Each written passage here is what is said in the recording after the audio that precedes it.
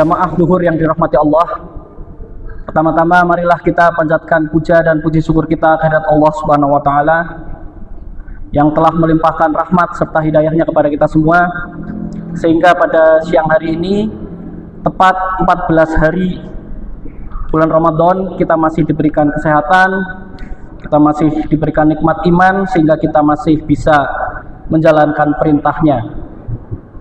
Salawat serta salam semoga tetap tercurah kepada junjungan kita Nabi Muhammad SAW. Semoga kita mendapatkan syafaatnya di yaumil akhir nanti. Bapak Ibu yang dirahmati Allah, hari ini judulnya adalah mendadak dakwah ya, mendadak kultum. Jadi saya baru dikabari tadi pagi sama Pak Lutfan, disuruh kultum. Tadinya saya mau bahas tentang perang Iran sama Israel gitu ya, tapi kayaknya waktunya nggak cukup. Nggak jauh-jauh dari Iran ada seorang YouTuber namanya Ruhi Chenet. Beliau mengunjungi salah satu tempat di Iran, yaitu salah satu tempat terpanas di dunia, teman-teman. Di sana suhunya sampai 50 derajat Celcius. Kemudian sang YouTuber ini mencoba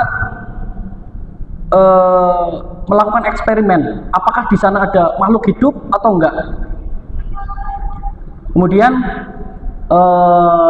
dari gate yang ada dari Iran itu, Ruhichana dikasih tahu bahwa kamu boleh di sini tapi maksimal 30 menit. Lebih dari itu saya tidak bertanggung jawab dan kamu akan saya tinggalkan. Kata asistennya seperti itu. Nah, selama 30 menit itu Ruhi Chenet melakukan video, melakukan eksperimen. Setelah 30 menit kembali, ditemukan bahwa Ruhi Chenet itu, sang YouTuber ini, terjadi dehidrasi berat. Dehidrasi berat dan juga sampai dia itu linglung, teman-teman semua. Kemudian sang YouTuber ini di sebuah salah satu sosmednya, beliau mengatakan sambil agak menangis dan berkaca-kaca gitu ya. Beliau mengatakan 30 menit di tempat terpanas di dunia saya sampai dehidrasi dan tidak bisa berpikir dengan jelas. Sedangkan nanti ada sebuah hari di mana seluruh manusia dari zaman Adam sampai kiamat itu akan dikumpulkan di sebuah tempat yang panas dan tidak ada naungannya, yaitu padang mahsyar. Di situ kita akan menunggu lama untuk dilakukan persidangan, Bapak Ibu sekalian. Namun ada sebuah hadis yang diriwayatkan oleh Abu Hurairah. Dari Abu Hurairah meriwayatkan Rasulullah SAW, sesungguhnya beliau bersabda, ada 7 golongan yang akan dinaungi Allah di bawah naungannya pada hari yang tiada naungan lain selain naungannya, yaitu 1. Pemimpin yang adil dan jujur.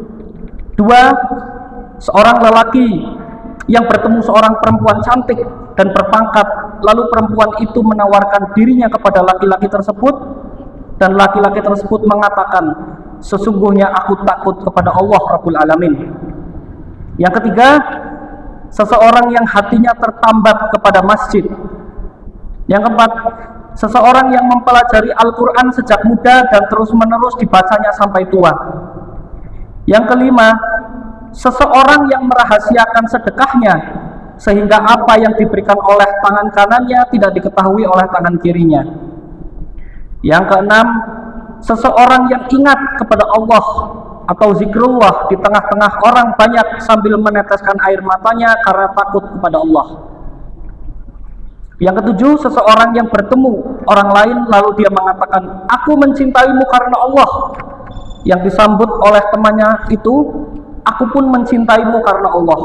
Hadis riwayat Baihaqi dalam Syu'abul Iman.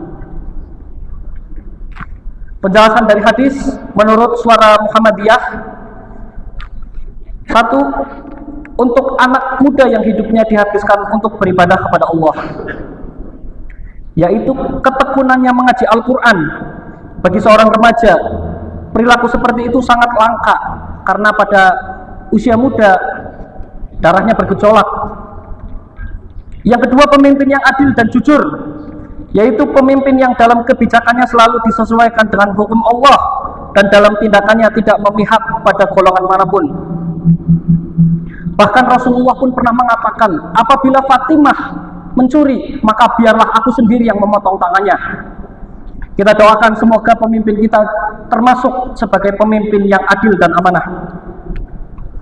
Yang ketiga, laki-laki yang diajak berselingkuh oleh wanita cantik dan berpangkat, lalu dia menolak karena takut kepada Allah.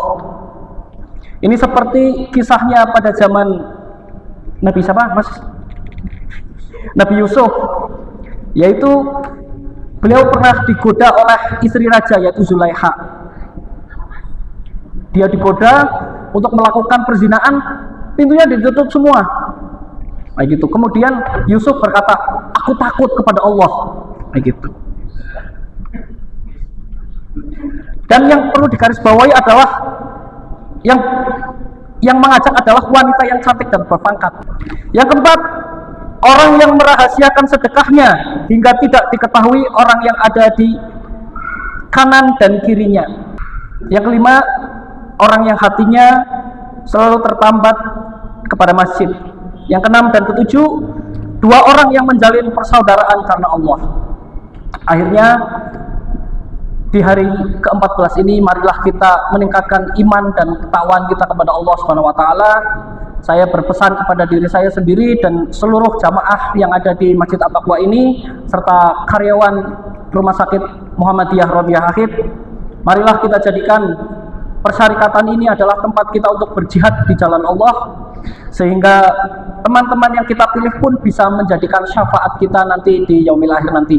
Kurang lebihnya mohon maaf. Billahi fisabil haq fastabiqul khairat, nasrun minallah wa fathun qarib wa basyiril mu'minin. Wassalamualaikum warahmatullahi wabarakatuh.